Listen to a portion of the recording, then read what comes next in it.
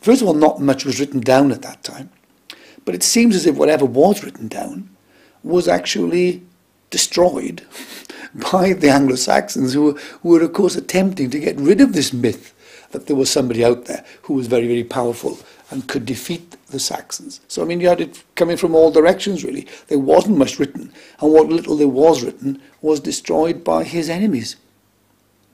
So it had to be recreated, if you like. By the time the Crusades came along, we needed, of course, a history of successful, heroic leaders. And you look back in history, over the last 1,000 years, before the Crusades, there weren't many of them that were British. That was the key, I think. Yes, Arthur obviously, in terms of the stories that have come down to us, and in terms of the history that as it's unearthed, clearly was a great leader, and perhaps not something that has been something Wales could shout about up until now. We have some history of doomed leaders, I suppose, like Owain Glyndwr and Llewellyn and so on, ultimately who were seen to fail, perhaps sometimes through their own flaws. But Arthur, I think, is somebody who we can take a lot of pride in and could be very representative of a resurgent Wales. This is an area where the Assembly government should really come into its own, because you need somebody to promote it from the top. There is a lot of ignorance about Welsh history, about Welsh heritage. Bringing forward ideas, tentative though they are, about the key Celtic Welsh historical linkages with King Arthur, I think the Assembly should get firmly behind that.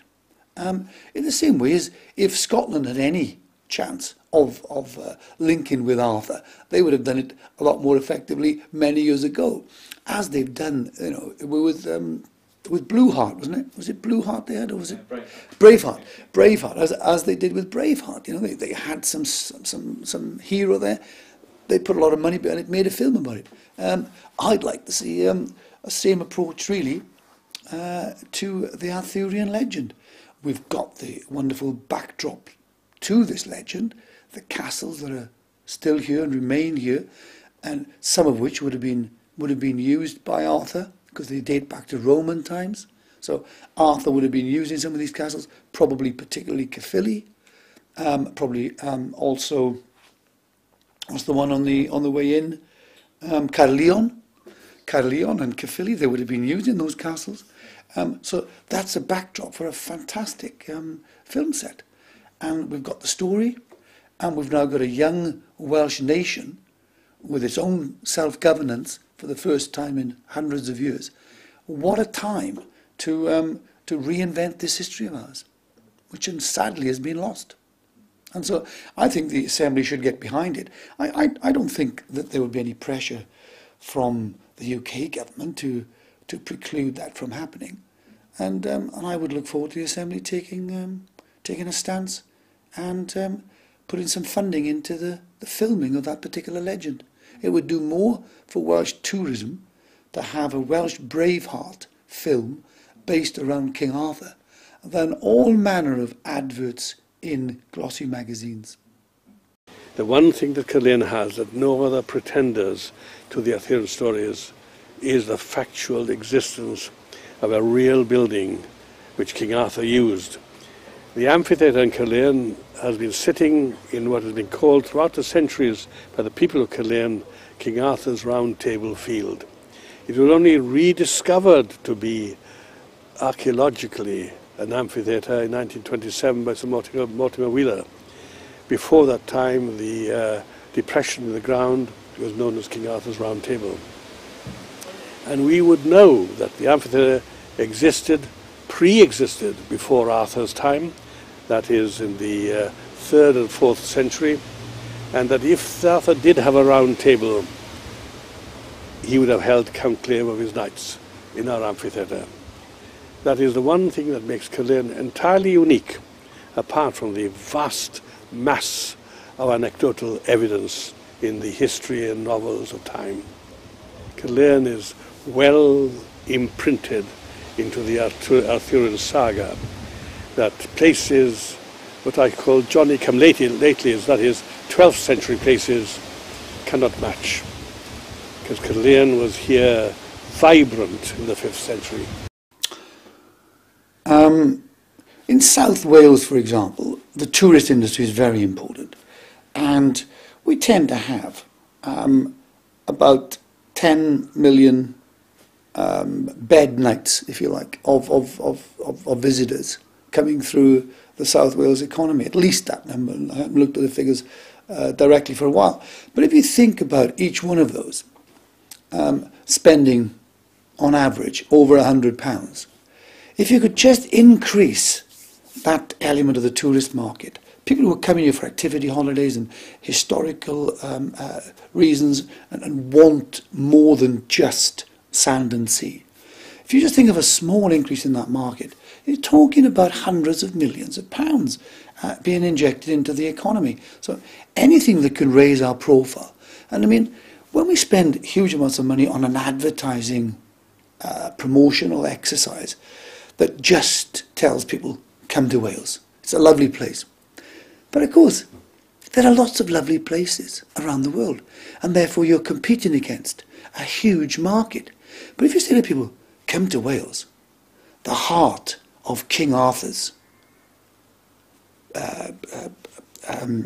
cathedral, King Arthur's castle, the Arthurian legend, come here. This is really where the Round Table was promoted and developed as a way of governance. If you could tell people this is where where King Arthur and his knights roamed 1,500 years ago, it's a much easier story to tell. So if you can just get across to people that selling Wales with or linked to a fantastic story that nearly everybody around the world now understands, King Arthur and his knights on the Round Table, link Wales with that, and you could conceivably get the message across that Wales is a place to visit far more easily than you would by spending huge amounts of money showing wonderful sea, sands and mountains. Arthur, the great myth of Arthur is that he sleeps ready to rise again, the once and future king, and I think now is the time when perhaps he will rise in a sense.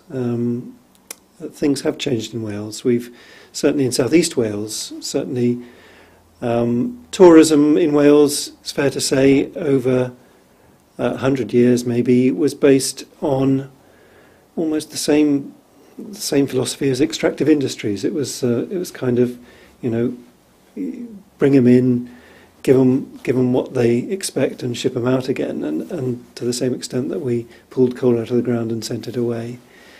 Tourism was based on making things as similar to what people experience as home as one could. Whereas now there's a new paradigm for tourism, certainly it's grown up over the last 15 years or so, which is about pointing up our differences. I think a realisation that people come here on holiday or on a break in order to find something new, something different, that Wales is a different country and we should be proud of that. And that certainly is far more evident now, and that is only been amplified 10 times since the coming of the Welsh Assembly government, where we now have, if you like, our own parliament within Wales, and the idea of Welsh culture isn't something we have to hide, keep to ourselves, keep private in Eisteddfodau and so on. It's actually something that we're very proud about and we want to tell other people about. So I think Arthur's time perhaps has come again. This new evidence, which Alan and I have brought to light, and Alan's been at this incidentally for 60 years now. 60 years of research. His birthday was 80 last week. So he's a total expert. The Holy Family from Jerusalem arrived in Britain, and specifically to South Wales, in 33 AD. And it surprised us to find that the Church of Rome acknowledged this. And certainly Cardinal Baronius and Cardinal Alford around 1530, 1536. They were saying this, you see. And of course, it's possible that the Bishop of Rome, the Pope, didn't wake up to the danger. Right. But nonetheless, they acknowledged this. And other sources also then supported this. And we started finding manuscript evidence in Wales where, I'll read it out for you. Yeah. This is St. Cadoc's genealogy, his father, his mother. And it goes back to the Virgin Mary and Bethany, the brother of Jesus of Nazareth, and Amalek. Hang about. Is Amalek the Alabach? You see, this leading Jewish person in Alexandria, where there were way over 1 million Jews living, anciently, in the time of Jesus, was the Alabach. And it's a title, not a name, you see. And so that set us off in another direction. But this idea of descent from the Holy Family is peppered through the genealogies. And these are the most illustrious of the genealogies. This is the genealogy again of Owen, big prince of Dyfed, and his son, he's getting married. His father's Howell there, Howell the Good. And they say, after Amalek is a note, and it says, Amalek was the son of Beli the Great, and Anna, his mother, who they say was a cousin to Mary the Virgin, the mother of Lord Jesus Christ. And it goes on and on, you see. So what book is that you've got there, Alan, that you're referring to? This would be the Harleian 3859. Right. It's one of the most illustrious manuscripts we've got. It is one of the priceless things. And it lists a number of genealogies of the ancient kings, you see. We try to stick to the facts, the figures, the evidence as it is now emerging and more emerging in a more rapid progression now. And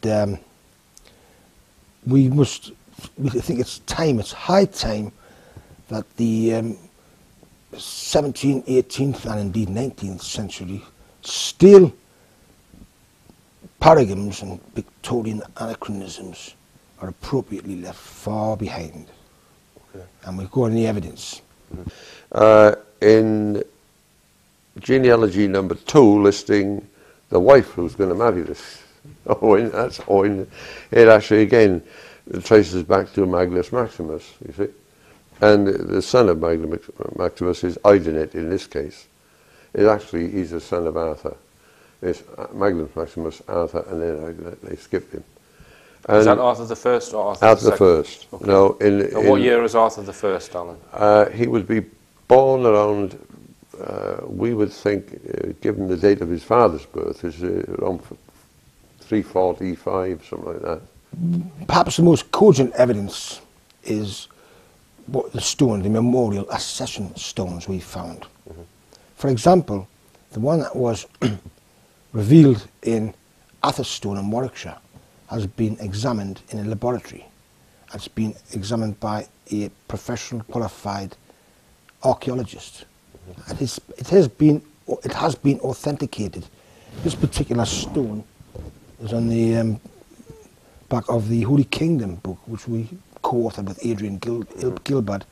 Oldbury in Atherstone, Warwickshire, is where King Arthur I will probably be entombed. And he died around, again, give or take a year 400. He is definitely, in list number 4, you got Magnus Maximus, who killed Gratian, you know, and his son is Arthur I, you see. And it says Arthur I, the ruler who killed Gratian, the king of the Romans. Okay? Well, Arthur and Magnus Maximus did invade Gaul in 383. They did confront Gratian, the Roman emperor, at Soissons, 12 miles from Paris. They did defeat his armies, and Arthur chased into Lyons, lugged him and killed him. So we have Arthur I, son of Magnus Maximus. So we knew immediately, hey, we've got, must have 2 King Arthurs. Right. This is in King List number 28, and this is repeated in numbers of manuscripts. Tudric was Theodoric, correct. He figures hugely in the histories. Maurice, Murig, Myrig, and then you get Arthur. Arthur is, you know, Arthur II. The Vivian archaeologists, the Boots of England, the Anglo-Saxon Saxon Chronicles, Geoffrey of Westminster, Henry of Huntington. There's a plethora of documents and references to this particular King Arthur II. You see, so they're appearing, and if you put the genealogy together from these lists, out you get it. And what year are we talking? Arthur II, he turns out to be born 503, and he dies almost certainly in 579. So once you tackle the problem of where to start looking, you then have another problem of getting the dates right. Now, another source turns out to be the Brutes of England, the official histories of the English people. Now, these are, again, have been much maligned and abused because they don't say what the universities want them to say. I'm sure if you could turn the clock back, the scholars would rewrite it for them. But nonetheless, in here you have Wadges, the Brutes of England, huge chunks on King Arthur. They're talking about Arthur II. Actually, they're talking about Arthur II and Arthur I. They haven't managed to disentangle them. But in the case of Arthur II, they actually say, and when King Arthur had thus his knights feasted, about April after the next sowing, he's over in Brittany, he came again into Britain, his own land, and when after Whitsuntide next sowing, by counsel of his barons, he would be crowned King of Glamorgan. That's a bit of a bold statement, isn't it? But they also give the date of his death, you see. And the date is pages and pages about this guy. He's supposed to be non-existent. The funny thing is everybody writes, ooh, and this is like ancient stuff. And it's been written in England, right? They actually say that he dies in 546. It's impossible. You see, what they're doing, the Brits dated their sort of dating from the crucifixion. They were Gnostic Christians of a sort. So year one is 34 AD, right? The Roman Church dated their calendar from the birth of Jesus. So you've got a 33-year gap.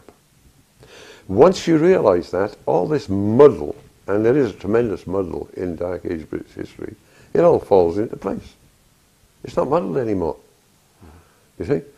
And once you realise 546 plus 33 is 579, you're in business.